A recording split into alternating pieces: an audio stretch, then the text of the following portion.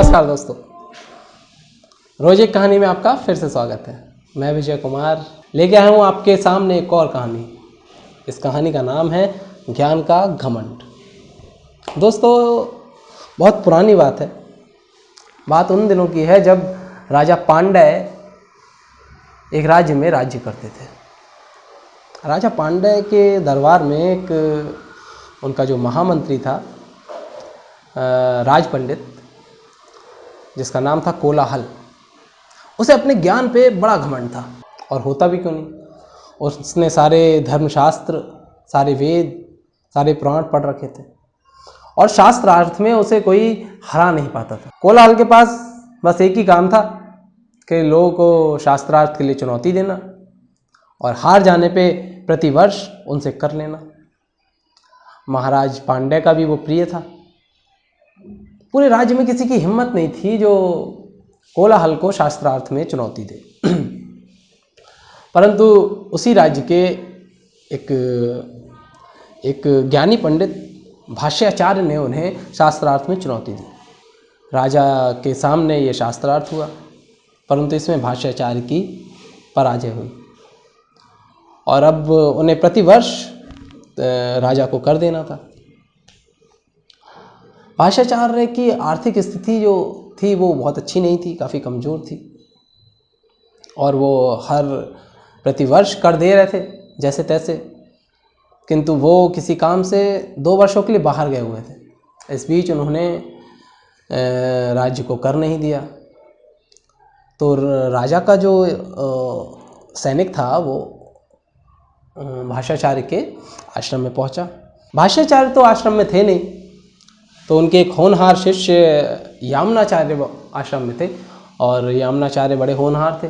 बाद में आगे चल के उन्होंने वैष्णव समाज की स्थापना की थी। यामनाचार्य से सैनिक बोला कि तुमने 2 साल से, तुम्हारे गुरुदेव ने, भाष्याचार्य ने राज्य का कर नहीं दिया जो उन पे लगा हुआ है। तो यमुनाचार्य बोले कि आप झूठ बोल रहे हैं, मेरे गुरुजी तो कोई किसी तरह का कोई कर नहीं देते। तो सैनिक थोड़ा क्रोध में बोला कि क्या तुम्हें पता नहीं है कि तुम्हारे गुरुदेव भाष्याचार्य कोलाहल जी से शास्त्रार्थ में हारे थे और उसके बाद उन्हें प्रतिवर्ष कर देना था, जो कि वो नहीं दे पाए हैं। ये सुनकर यमुनाचार्य ने कहा कि यदि ऐसी बात है तो मैं तो यहाँ का शिष्य हूँ, मैं कर तो नहीं दे सकता, किंतु मैं कोलाहल जी को शास्त्रार्थ में चुनौती देता हूँ। मैं चाहता हूँ कि मैं उनके साथ शास्त्रार्थ करूँ। इस पे सैनिक हंसता हुआ बोला कि तुम तो सिर्फ एक 12 वर्ष के बालक हो, तुम कोलाहल जी को क्या शास्त्रार्थ में चुनौती दो। यमुनाचार्य पूरे विश्वास के साथ बोले कि उसकी चिंता आप मत कीजिए, आप जाके मेरा जो संदेश है वो कोलाहल जी के पास पहुंचा दीजिए।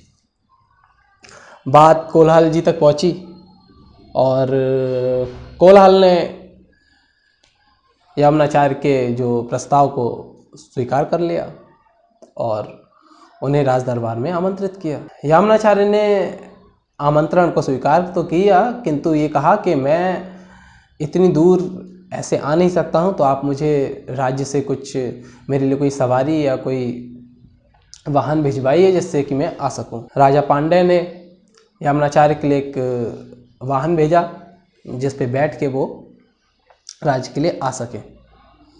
जिस दिन राजा के सैनिक वो वाहन लेकर भाष्याचार्य के आश्रम पहुँचे, उस समय तक भाष्याचार्य वापस आश्रम पे आ चुके थे और जब उन्होंने राजा का द्वारा आया हुआ वाहन देखा तो उन्हें ऐसा लगा कि जैसे सैनिक कर लेने के लिए आए हैं और वो थोड़े से घबरा गए और अंदर पहुँचे तो उन्हें पता चला कि ये उनके शिष्य यमुनाचार्य को साथ में ले जा रहे हैं। तो उन्होंने यमुनाचार्य से कहा कि बेटा आप कहाँ जा रहे हो। तो यमुनाचार्य ने कहा कि मैंने कोलाहल जी को शास्त्रार्थ में चुनौती दी है और मैं उनके साथ शास्त्रार्थ के लिए जा रहा हूँ। इस पर उनके गुरु ने कहा कि बेटा वो कोलाहल जी तो बहुत बड़े ज्ञानी हैं, उन्होंने मुझे शास्त्रार्थ में हरा दिया, तो आप तो बहुत छोटे बालक हो अभी, आप उनके सामने शास्त्रार्थ में मत जाओ, आप उन्हें हरा नहीं पाओगे।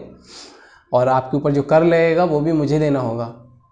किंतु यामुनाचार्य को पूर्ण विश्वास था कि वो शास्त्रार्थ में कोलाहल जी से जीत जाएंगे। उन्होंने अपने गुरु की बात नहीं मानी और वो वहाँ से शास्त्रार्थ के लिए चल दिए। शास्त्रार्थ था, उसका जो निर्णायक था वो राजा को बनाया गया। राजा वहाँ बैठ गए, शास्त्रार्थ प्रारंभ हुआ। राजा ने यामुनाचार्य से कहा कि आप कोलाहल जी से प्रश्न कीजिए, यदि ये आपके प्रश्नों के उत्तर नहीं दे पाते हैं तो इन्हें पराजित माना जाएगा। यामुनाचार्य ने सबसे पहला प्रश्न किया कि ये कहा जाता है, शास्त्रों में कहा जाता है कि संसार जो है वो अपार है, इसमें एक से एक बड़ा पापी और एक से एक बड़ा धर्मात्मा है। आपने कई बार अपने वक्तव्यों में महाराजा को धर्मात्मा कहा है और महाराज पांडे धर्मात्मा हैं भी, वो हमेशा दीन दुखियों की मदद करते हैं, उनकी सहायता करते हैं। तो क्या वे संसार के सबसे बड़े महात्मा हैं? सारे संसार में जितने भी महात्मा हैं सबसे श्रेष्ठ हैं। अब कोलाहल दुविधा में पड़ गया। उसे लगा कि यदि वो संसार में सबसे बड़ा धर्मात्मा राजा को कहता है तो ये शास्त्रों के विरुद्ध होगा, और यदि वो नहीं कहता है तो फिर वो अपने राजा को नाराज करेगा। ऐसी स्थिति में कोलाहल चुप रहा, कुछ नहीं बोला। यामुनाचार्य ने दूसरा प्रश्न किया, कहा कि शास्त्रों में जितनी भी सतियां हैं उनमें सावित्री का नाम सबसे ऊपर आता है। आपने अपने वक्तव्यों में कई बार महारानी को सती कहा है, तो क्या वे सावित्री से भी बड़ी सती हैं, सावित्री से भी श्रेष्ठ हैं? आप मुझे इसका उत्तर दें। अब कोलाहल राजा को तो एक बार नाराज कर भी सकता था, लेकिन रानी को नाराज करना तो और भी मुश्किल था, क्योंकि वो जानता था कि रानी तो थोड़ा जल्दी नाराज हो जाती हैं, और ऐसे में अगर उन्होंने रानी को सावित्री से बड़ी सती ना कह के कहा कि सावित्री बड़ी सती हैं, तो ऐसे में रानी उन्हें कोई सज़ा भी दे सकती हैं। तो इस पर भी कोलाहल चुप रहा। उसके बाद यामुनाचार्य ने राजा से कहा कि महाराज अब आप अपना निर्णय दें। महाराज ने यामुनाचार्य को विजयी घोषित किया। इसके बाद महाराज ने उस बालक से कहा कि आप इनाम के रूप में जो भी मांगना चाहते हो वो मांगो, वो आपको दिया जाएगा। यामुनाचार्य ने मांगा कि उनके गुरु के ऊपर जो कर लगा हुआ है उसे हटा दिया जाए। ये कहानी हमें सबक देती है कि हमारा शत्रु कितना भी बड़ा, कितना भी ज्ञानी, कितना भी शक्तिशाली क्यों ना हो, परंतु हम अपनी बुद्धि के बल से उस पर विजय प्राप्त कर सकते हैं। धन्यवाद।